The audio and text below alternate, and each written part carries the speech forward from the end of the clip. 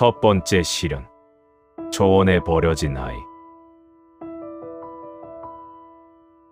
세상 사람들은 나를 두고 바다와 같은 정복자라 칭송하지만 내 기억의 뿌리는 언제나 시리고 시린 초원의 겨울바람 끝에 닿아 있다. 내 이름은 태무진이었다. 아버지는 부족의 기계 높은 수장이었고 나는 그 그늘 아래서 세상의 시름 따위는 모르는 해맑은 아이로 자랐다. 그러나 운명이라는 놈은 참으로 고약해서 가장 행복한 순간에 가장 날카로운 발톱을 드러내는 법이다. 타타르인들의 비열한 술책에 아버지가 독살당했다는 소식이 전해졌을 때 내 나이 겨우 9살이었다. 그것은 단순히 가장을 잃은 슬픔에 그치지 않았다. 그것은 내가 발 딛고 서 있던 안온한 세계가 통째로 무너져 내리는 소리였다. 부족원들의 눈빛이 하루아침에 싸늘하게 식어버리는 것을 보며 나는 인간의 마음이 얼마나 얄팍한 것인지를 뼈저리게 배웠다. 어제까지 우리 아버지에게 충성을 맹세하던 이들이 오늘은 우리 가족을 짐짝처럼 내버리고 떠났다. 어머니 호엘룬과 어린 동생들, 그리고 나는 아무것도 남지 않은 황량한 초원에 버려졌다. 먹을 것이라곤 쥐엄나무 열매나 뿌리, 채소 혹은 강가에서 낚아올린 작은 물고기가 전부였다. 배고픔은 매일 밤 늑대처럼 울부짖으며 우리 주위를 맴돌았고 추위는 살갗을 파고드는 칼날처럼 매서웠다. 어머니는 강인한 분이었다. 자식들을 살리기 위해 흙먼지 속에서 뿌리를 캐고 마른 풀을 뜯는 어머니의 거친 손마디를 보며 나는 울지 않기로 결심했다. 눈물은 초원의 열기에 금방 말라버리는 사치에 불과했다. 나는 들판의 잡풀처럼 끈질기게 살아남아야 했다. 누군가 나를 도와주길 기다리는 것이 아니라 스스로가 스스로를 구원해야 한다는 그 가혹한 진리를 나는 그 어린 나이에 몸소 겪으며 깨달았다. 고난은 나를 꺾으려 들었으나 역설적이게도 그 고난이 나를 단단하게 깎아내는 숫돌이 되었다. 이 시기를 지나며 내가 얻은 깨달음은 명확하다. 인간의 진면목은 화려한 성찬상 앞이 아니라 텅 빈 들판에서 드러난다는 사실이다. 너희가 지금 가진 것을 모두 잃고 홀로 남겨졌다고 해서 절망하지 마라. 아무것도 가진 게 없다는 것은 반대로 무엇이든 채울 수 있다는 뜻이기도 하다. 적들은 나를 버림으로써 죽이려 했지만 오히려 나에게 길들여지지 않는 야성을 선물한 셈이다. 바닥을 쳐본 사람만이 하늘이 얼마나 높은지 안다. 지금의 시련은 너를 파멸시키려는 독이 아니라 너를 더 큰 그릇으로 만들기 위한 뜨거운 용광 모임을 잊지 말길 바란다. 사실 그 시절 우리가 견뎌야 했던 것은 배고픔보다 더 무서운 외로움이었다. 지평선 어디를 둘러봐도 우리 편은 없었고 오직 바람만이 우리 곁을 지켰다. 나는 동생들과 함께 들쥐를 잡아 허기를 달래면서도 눈은 항상 사방을 경계해야 했다. 아버지를 죽인 자들이나 우리를 배신한 부족원들이 언제 다시 돌아와 우리의 숨통을 끊을지 몰랐기 때문이다. 그 공포는 나를 잠들지 못하게 했고 작은 기척에도 귀를 세우게 만들었다. 하지만 그 덕분에 나는 초원의 미세한 변화를 읽어내는 법을 배웠다.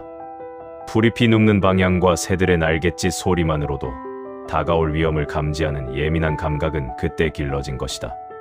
사람들은 정복자 징기스칸의 화려한 칼날만을 기억하지만 나는 그 칼날이 만들어지기 전에 차가운 얼음장을 기억한다. 얼어붙은 강바닥에서 물고기를 낚기 위해 기다리던 인내의 시간들이 나중에 대제국을 건설하는 인내심의 밑거름이 되었다. 너희에게 말해주고 싶다. 지금 겪는 결핍이 너희의 무능함 때문이 아니라는 것을 말이다. 그것은 단지 세상이 너를 시험하는 과정일 뿐이다. 가난과 소외는 사람을 초라하게 만들기도 하지만 반대로 세상을 향한 거대한 갈증을 만들어내기도 한다. 나는 그 갈증을 추진력 삼아 앞으로 나아갔다. 어머니 호엘루는 나에게 큰 스승이었다.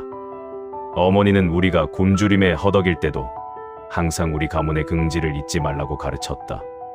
우리가 지금 비록 들쥐를 잡아먹고 살지만 너희는 초원을 호령하던 수장의 자식들이라는 점을 매일같이 일깨워 주었다. 그 가르침은 내 마음속의 작은 불꽃으로 남았다. 그 불꽃은 아무리 모진 바람이 불어도 꺼지지 않았고 훗날 초원 전체를 불태우는 거대한 불길이 되었다. 자존감이란 바로 그런 것이다. 남들이 나를 어떻게 보느냐가 중요한 것이 아니라 내가 나를 어떻게 정의하느냐가 인생의 성패를 가른다. 너희의 인생도 지금은 한겨울의 황야 같을 수 있다. 믿었던 사람에게 배신당하고 가진 것을 모두 빼앗겨 막막한 심정일 수도 있다. 하지만 기억하라. 겨울이 깊을수록 봄은 멀지 않았으며 가장 어두운 밤이 지나야 새벽이 온다는 평범한 진리를 말이다. 내가 그 어린 시절의 고난을 이겨내지 못했다면 나는 그저 이름 없는 유목민으로 죽어갔을 것이다. 고난은 나에게 세상과 맞서 싸울 힘을 주었고 보이지 않는 길을 찾아내는 해안을 주었다. 그러니 지금의 고난을 피하려 하지 말고 온몸으로 맞서라. 그 고통의 끝에서 너희는 이전보다 훨씬 더 강해진 자신을 발견하게 될 것이다. 두 번째 시련. 아내를 지키지 못한 치욕. 어린 시절의 배고픔이 몸을 갉아먹는 고통이었다면 청년 시절 마주한 시련은 내 영혼을 갈갈이 찢어놓는 듯한 아픔이었다. 나는 간신히 가문을 일으키고 어린 시절 약혼했던 보르테를 아내로 맞이하여 비로소 안식이라는 것을 알아가고 있었다. 보르테는 내게 단순한 여자가 아니었다. 그녀는 내가 평생을 떠돌며 갈구했던 고향이었고 불안한 내 영문을 지켜주는 든든한 기둥이었다. 하지만 평화는 잠시였다. 아버지가 지은 옛 원한의 불씨가 살아나 메르키트족이 우리 막사를 습격했다. 그들은 성난 파도처럼 밀려와 내 모든 것을 휩쓸어갔고 가장 소중한 아내 보르테를 납치해갔다. 아내를 지키지 못하고 말 한 마리의 몸을 싣고 도망쳐야 했던 그 밤의 지옥을 나는 지금도 잊지 못한다. 부륵한 칼둔 산의 깊은 숲속으로 몸을 숨긴 채 나는 밤새도록 자신의 무력함을 저주하며 땅을 쳤다. 정복자라는 이름 뒤에 숨겨진 내 치욕스러운 민낯이 드러난 순간이었다. 사랑하는 여인이 적들의 손에 끌려가 고초를 겪고 있을 때 나는 그저 목숨을 부지하기 위해 숨어 지내야 했다. 그 비겁함과 무력함이 내 심장을 칼로 베는 것 같았다. 하지만 나는 거기서 무너지지 않았다. 슬픔에 잠겨 울고만 있기에는 내가 짊어진 운명의 무게가 너무나 무거웠기 때문이다. 나는 곧바로 나를 도와줄 사람들을 찾아 나섰다. 의형제 자무카와 아버지의 친구였던 옹칸을 찾아가 도움을 청했다. 자존심은 잠시 접어두었다. 내 여자를 되찾기 위해서라면, 그리고 내 부서진 삶을 다시 맞추기 위해서라면 누구에게라도 무릎을 꿇을 준비가 되어 있었다. 혼자서는 결코 이길 수 없다는 것을, 세상은 결코 혼자 힘으로만 살아갈 수 없다는 것을 나는 그때 뼈저리게 배웠다. 나는 흩어진 마음들을 모으고 군사를 일으켰다. 그것은 단순히 아내를 구하기 위한 전쟁이 아니라 내 안의 두려움과 맞서 싸우는 전쟁이기도 했다. 결국 나는 메르키트족을 격파하고 보르테를 되찾았다. 다시 만난 보르테는 이미 적의 아이를 베고 있는 상태였다. 사람들은 수군거렸고 내 자존심은 다시 한번 시험대에 올랐다. 하지만 나는 보르테를 따뜻하게 안아주었다. 그녀가 겪은 고초는 그녀의 잘못이 아니라 그녀를 지키지 못한 나의 잘못이었기 때문이다. 나는 그녀의 뱃속에 있는 아이조차 내 맏아들 주치로 받아들였다. 그것은 큰 용기라기보다는 사람을 사랑하는 법, 그리고 진정한 책임감이 무엇인지를 깨달은 사내의 당연한 도리였다. 이 일은 훗날 내가 수많은 부족을 하나로 묶는 포용력의 근간이 되었다. 이 시련을 통해 내가 너희에게 전하고 싶은 말은 이것이다. 인생에서 가장 소중한 것을 잃었을 때 분노에 함몰되지 말고 그 분노를 세상을 바꾸는 동력으로 바꾸라는 것이다. 나약한 자는 슬픔 앞에 주저앉아 신세를 한탄하지만 강한 자는 그 슬픔을 딛고 일어나 칼을 간다. 또한 혼자서 모든 것을 해결하려 들지 마라. 진정한 강함은 남의 도움을 부끄러워하지 않는 겸손함에서 나온다. 내가 자무카와 오웅칸에게 손을 내밀지 않았다면 보르테는 영영 돌아오지 못했을 것이며 몽골 제국의 기틀도 마련되지 않았을 것이다. 사랑하는 사람을 지키지 못한 자책감에 시달리고 있는 이가 있다면 고개를 들라고 말해주고 싶다. 실패는 수치가 아니다. 진짜 수치는 그 실패 앞에서 영영 일어서지 못하는 것이다. 나는 아내를 빼앗겼던 그 치욕을 잊지 않았기에 다시는 내 백성들이 그런 일을 당하지 않게 하겠노라 맹세했다. 내 개인의 아픔이 민족의 아픔을 보듬는 큰 사랑으로 승화된 것이다. 너희의 상처 또한 마찬가지다. 그 상처가 흉터로 남느냐 아니면 타인의 아픔을 이해하는 훈장이 되느냐는 오로지 너희의 선택에 달려있다. 세상은 때로 우리에게 감당하기 힘든 모욕을 준다. 가장 아픈 곳을 찌르고 가장 소중한 것을 앗아간다. 그럴 때마다 기억하라. 징기스칸이라 불리는 나조차도 아내를 지키지 못해 산속에 숨어 떨던 겁쟁이 시절이 있었다는 것을 말이다. 하지만 나는 그 겁쟁이의 껍질을 벗고 일어났다. 내게 닥친 비극을 외면하지 않고 정면으로 응시하며 그것을 극복하기 위해 발버둥 쳤다. 그 발버둥이 나를 거인으로 만들었다. 고통은 너를 파괴하기 위해 오는 것이 아니라 너의 한계를 시험하고 그 지평을 넓히기 위해 찾아온다는 사실을 명심하라. 마지막으로 포용의 가치를 잊지 마라. 내가 보르테를 감싸 안았을 때 나는 단순히 한 여자를 구한 것이 아니라 내 미래를 구한 것이다. 편협한 마음으로는 결코 큰 세상을 품을 수 없다. 너희를 아프게 했던 상황이나 사람조차도 너희의 성장을 위한 밑거름으로 삼을 수 있는 넉넉한 마음을 가져라. 비가 온 뒤에 땅이 더 단단해지듯 큰 슬픔을 겪은 뒤에 인간은 더 깊고 넓어지는 법이다. 이제 그만 눈물을 닦고 일어서라.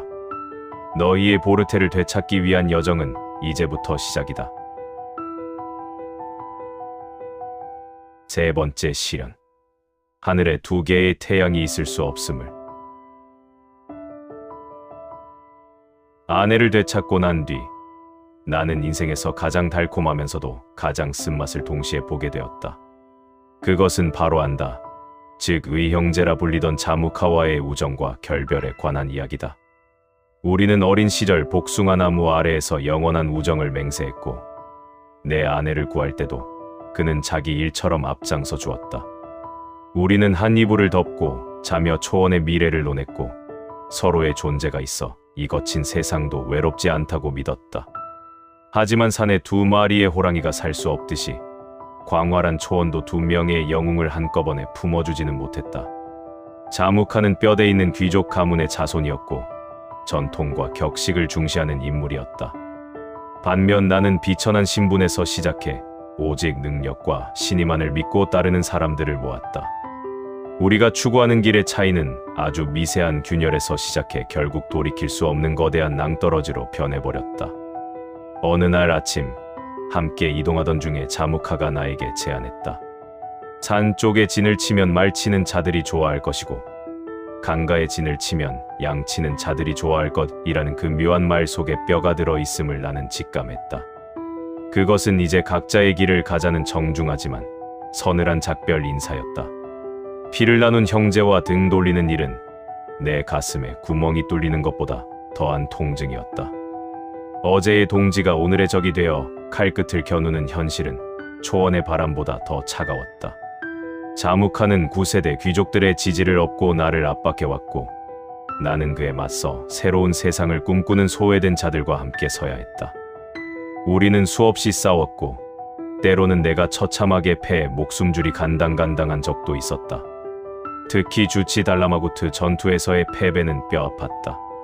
자무카는 포로가 된 내 부하들을 가마솥에 삶아 죽이는 잔인함을 보였고 나는 그 비명 속에서 인간의 잔혹함과 전쟁의 비정함을 다시금 통감했다. 하지만 그 고난은 나를 더욱 단단하게 만들었다. 나는 자무카의 방식이 틀렸음을 증명하고 싶었다.